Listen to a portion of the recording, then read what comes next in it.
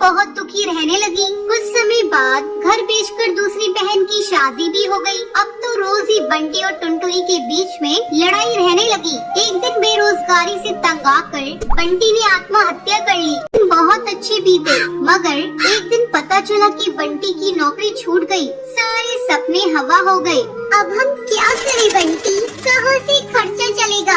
अभी तुम्हारी दो जवान बहनें भी कुंवारी हैं, उनकी भी शादी करनी पड़ेगी। कैसे होगा सब? क्या करूं टुनटुनी, कंपनी घाटे में चल रही थी इसलिए बंद हो गई। पर तुम चिंता मत करो, सब ठीक हो जाएगा। 2 साल बीत गए मगर बंटी को कहीं काम नहीं मिला। जो जमा पूंजी थी उससे एक बहन की शादी कर दी। कुछ दिनों बाद टुनटुनी को एक बेटी हुई। टुनटुनी की चिंता और ज्यादा बढ़ने लगी। बंटी, अब हमारी बेटी हो गई है। अपनी इच्छाएं तो मैं मार भी लूं, पर बच्चे की जरूरतें वो तो पूरी करनी ही पड़ेगी ना। जानता हूँ, कोशिश कर तो रहा हूँ। और 1 साल बाद टुनटुनी ने एक और बेटी को जन्म दिया। बंटी की माँ बोली, बंटी, तेरी एक बहन की शादी तो हो गई, मगर बेटा अभी दूसरी भी है, उसका क्या होगा? माँ, ये घोंसला बेच देते हैं, कुछ दिन किराए पर रह लेंगे। मैं क्या करूँ, दिन रात कोशिश में लगा रहता हूँ, पर कहीं काम मिल ही नहीं रहा। बंटी, बहनों के लिए आप मकान बेच रहे हो, हमारी भी 2 बेटियां हो गई हैं, उनके लिए क्या बेचोगे? टुनटुनी, मैं पढ़ा लिखा हूँ, तुम क्या सोचती हो कि मैं अब ठेला लगाऊंगा? ये मुझसे नहीं होगा। टुनटुनी रोने लगी और बोली,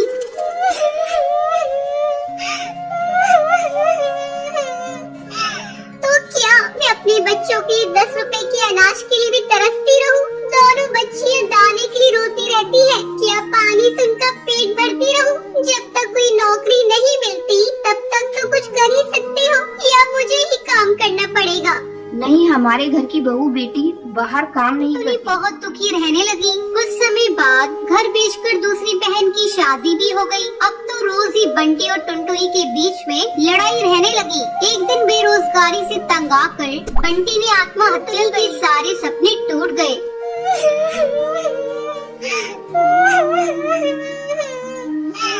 मैं बिल्कुल अकेली हो गई हूँ। अब जिम्मेदारी टुनटुनी के सर पर थी। बूढ़ी सास, अपनी 2 बेटियाँ और घोंसले का किराया। कुछ आसपास के पक्षी गरीब समझकर बच्चियों को पुराने कपड़े और खाना देकर मदद कर दिया करते थे। टुनटुनी अपनी सास से बोली, माँ, 2 महीने गुजर गए, जो घर का पैसा बचा था वो सब खर्च हो गया। अब मुझे ही कोई काम करना पड़ेगा। जिस गरीबी में हमारे दिन कट रहे हैं, मैं नहीं चाहती कि मेरी बच्ची अभी गरीबी में दिन गुजारे।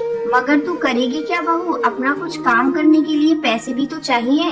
कोई बात नहीं माँ, कोई तो मदद कर ही देगा। टुनटुनी ने सब रिश्तेदारों से मदद मांगी, पर किसी ने कोई मदद नहीं की। सब ये सोचते थे कि ये इतनी गरीब है, कहाँ से चुकाएगी। मायके से भी किसी तरह की कोई मदद नहीं मिली। टुनटुनी निराश हो गई और दुखी होकर रोने लगी।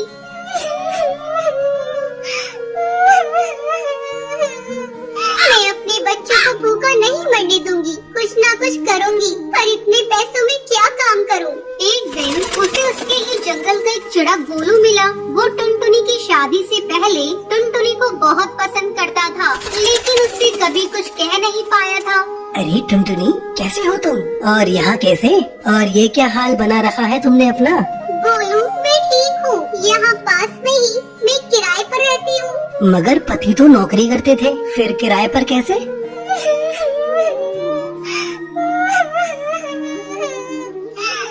मेरे पति नहीं है, नौकरी छूट गई, घर बिक गया। बहुत गरीबी में दिन गुजार रही हूँ, कोई काम भी नहीं कर पा रही हूँ। मेरे पास केवल 1000 रुपए है, उसमें मुझे घर का खर्चा भी चलाना है और किराया भी देना है। मेरी सास बुजुर्ग है और मेरी 2 बेटियाँ भी है, कोई सहारा नहीं है, सबने साथ छोड़ दिया। कैसे कर पाऊंगी इतने कम पैसों में कोई काम?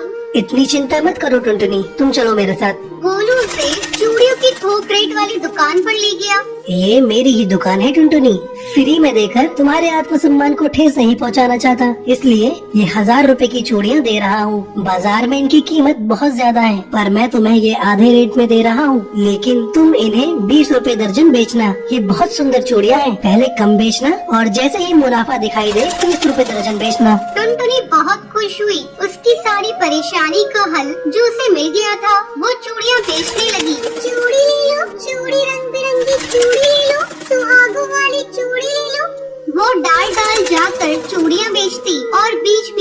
आकर अपनी बेटियों को भी देख लेती। आसपास के पक्षी उसे गरीब समझकर मोल भाव भी नहीं करते। सबको उसकी चूड़ियाँ पसंद आने लगी और उसकी खूब बिक्री होने लगी। चूड़ियाँ तो टुनटुनी के पास ही सुंदर होती हैं, उसी से खरीदेंगे। तीज त्योहार पर और शादियों में चूड़ी पहनाने के लिए उसे ही बुलाया जाता था, जिसमें उसकी कमाई अच्छी हो जाती थी। इस तरह एक साल गुजर गया। टुनटुनी के अच्छे दिन आने लगे। टुनटुनी गोलू से बोली, गोलू, तुम्हारा बहुत बहुत धन्यवाद। तुम्हारी वजह से मैं आज अपनी गृहस्थी चला रही हूँ, नहीं तो भूखे मरने की नौबत आ गई थी। ये तो तुम्हारी मेहनत है टुनटुनी, मैंने कुछ नहीं किया। जितनी मेहनत करोगी उतना ही अच्छा फल मिलेगा। इसलिए कहते हैं मेहनत करने वालों की कभी हार नहीं होती। बंटी कबूतर की बीवी टुनटुनी की हाइट काफी छोटी थी। वो इतनी नाटी थी, जंगल के पक्षी उसका कई बार मजाक बनाते थे। टुनटुनी, तेरे लिए तो मुझे किचन में टेबल रखना पड़ेगा। माँ जी, इतनी भी नाटी नहीं हूँ मैं। और हाँ, हील्स पहन कर तो आपकी जितनी आ जाती हूँ। अरे, तेरे पापा ने महंगी मोटर का लालच दे दिया, वरना तो मेरे बेटे के लिए ये लंबी लंबी चिड़ियों की लाइनें लगी थी। क्या बताऊं तुझे, कटरीना फेल थी उनके सामने। पर माँ जी, आपका बेटा भी कौन सा हाइट नबीशीक बच्चन है जो कटरीना मिल जाती। वैसे भी मेरी और इनकी जोड़ी तो राम सीता की जोड़ी है, राम सीता की। एक दिन सभी खाना खा रहे होते हैं। माँ, दाल बहुत अच्छी बनी है, जरा और देना। रुको जी, मैं लेकर आती हूँ, किचन में है। वैसे भी मैं खड़ी ही हूँ। ये सुनकर सास हंसने लगती है। तुम खड़ी हो या बैठी, एक ही बात है।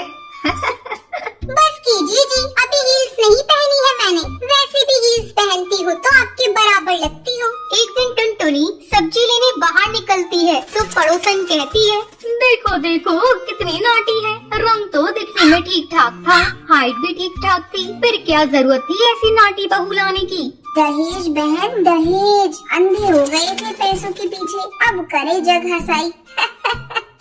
दोनों की बात टुनटुनी सुन लेती है और उसे बहुत गुस्सा आ जाता है। आंटी जी, एक बात बताओ, मेरे पापा के पास पैसे हैं, उनको अच्छी लड़की की तलाश थी, ये पसंद आए और शादी हो गई। इसमें मेरा क्या कसूर, ये जो आप लोग मुझे सुना रही हैं? अरे नहीं नहीं टुनटुनी, हम तो तेरी सास की बात कर रही थी। कितनी लालची औरत है। देखिए, वो लालची नहीं है, पर उनके कुछ शौक है जो वो अपने बेटे से पूरा करवाना चाहती है। और देखा जाए तो उसमें उनकी गलती भी क्या है भला। और इन्होंने मुझसे शादी की है तो जरूर कुछ न कुछ अच्छाई नजर आई ही होगी ना।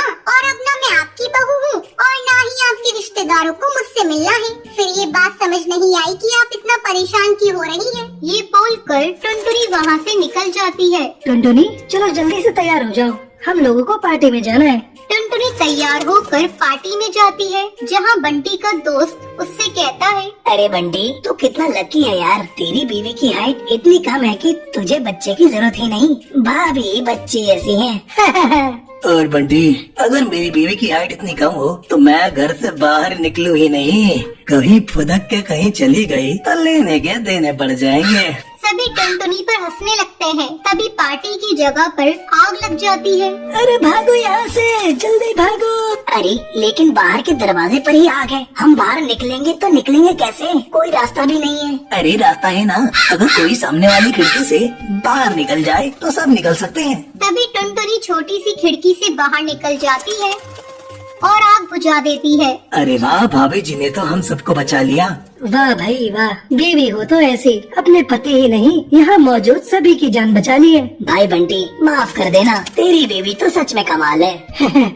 मुझे ये बात पता है और मुझे मेरी बीवी पर गर्व है। टुनटुनी मुस्कुराकर अपनी पति की तरफ देखती है। कुछ दिनों बाद टुनटुनी और उसकी सास मार्केट जाती है। वहाँ पर, अरे भैया, ये कपड़े देना कितने का पड़ेगा? माता जी, ये तो बहुत महंगा कपड़ा है, लेकिन अब बस 2 मीटर बचा है। मेरे तो किसी काम का है नहीं, आप बस इसके 100 रुपए दे दो। अरे भैया, तो मैं क्या करूँगी इस टुकड़े का? लेकिन वैसे है बड़ा ही सुंदर। तभी टुनटुनी बोल पड़ती है, इसमें तो मेरी पूरी ड्रेस सिल जाएगी। ये कहकर वो कपड़ा ले लेती है। अगले दिन टुनटुनी वो ड्रेस पहनकर सास के सामने आती है।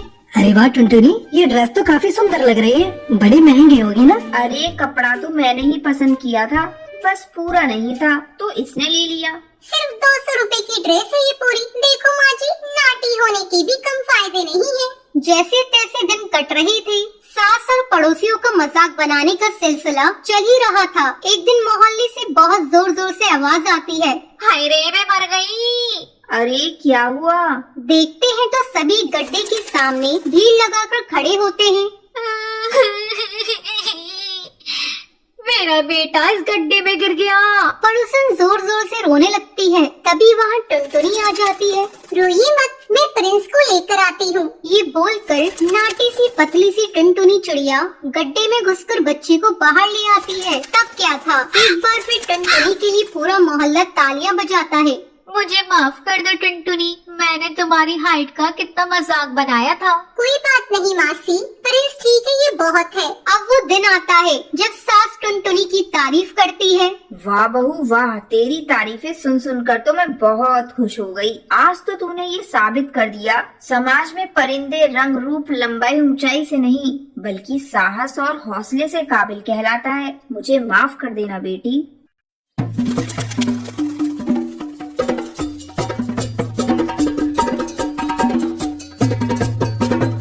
बहुत समय पहले की बात है। चंपकवन जंगल में भूरी नाम की चिड़िया रहा करती थी। उसके माँ बाप उससे बहुत नफरत किया करते थे क्योंकि वो काली थी। एक सुबह, भूरी तू मेरे सामने सुबह सुबह मत आया कर, बिल्कुल चुड़ैल लगती है। कम वक्त पूरा दिन मेरा खराब कर देती है। माँ मुझे जोरों की भूख लगी है इसलिए मैं किचन में आई हूँ। चल भाग यहाँ से अपने घोंसले में। जिस खाने पर तेरी नजर जाएगी वो सब राख हो जाएगा। जब सभी लोग खा लेंगे तब मैं तुझे बुला लूंगी। माँ तो मुझे इतना डांटती रहती हो और पिंकी को तो बहुत प्यार करती हो। खबरदार, जो तूने पिंकी से अपनी बराबरी की तो उसका रंग देख गुलाब जैसा गुलाबी है और तू तो बिल्कुल कोयले जैसी काली है। तुझे देखते ही मुझे उल्टियाँ आने लगती हैं।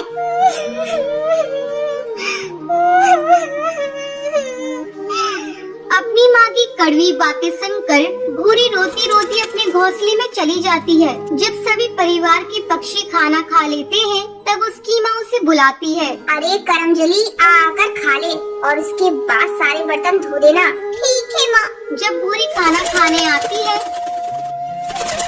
ये क्या माँ, ये तो सूखी रोटी है, इसके साथ तो सब्जी भी नहीं है। यही बचा है खाने को, तुझे खाना है तो खा, नहीं तो भूखी मर। इसी तरह भूरी सूखी रोटी खाती है। एक दिन भूरी के पिता जंगल में काम पर जा रहे होते हैं। तब भूरी आकर अपने पिता से कहती है, पापा मेरी सैंडल टूट गई है, मेरे लिए नई सैंडल ला दो ना। अरे भाग्यवान, कहाँ हो तुम? जल्दी हटाओ इस काली लड़की को मेरे आँखों के सामने से। सुबह सुबह इसका चेहरा देख लिया, अब पता नहीं मेरा आज का दिन कैसा गुजरेगा। अरे करमजली, तुझे कितनी बार कहा सुबह सुबह अपने घोंसले से मत निकला कर, लेकिन तू है कि मानती ही नहीं।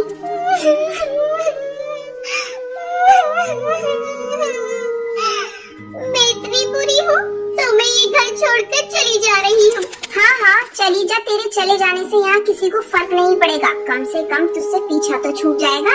माँ मैं भी तुम्हारी बेटी हूँ, तुम इस तरह मेरे साथ क्यों बर्ताव कर रही हो? देखना एक दिन तुम्हें इसी बेटी पर गर्व होगा। इतना कहकर भूरी घर छोड़कर चली जाती है। भूरी भटकती भटकती पास के एक जंगल में पहुंचती है। धूप के कारण उसके नंगे पैर में छाले पड़ जाते हैं।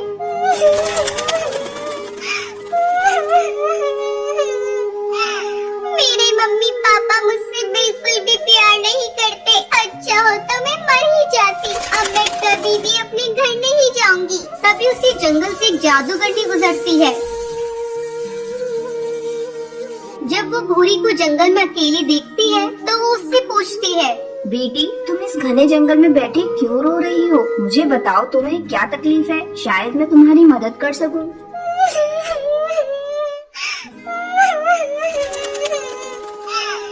जादूगरनी ये देखो, मेरे पैरों में छाले पड़ गए हैं। मेरे मम्मी पापा मुझसे बिल्कुल भी प्यार नहीं करते, इसलिए मैं अपना घर छोड़कर यहाँ आई हूँ। ये सब मेरे काले रंग से नफरत करते हैं। बेटी तुम चिंता मत करो, मैं तुम्हें एक जादुई सैंडल देती हूँ जिसे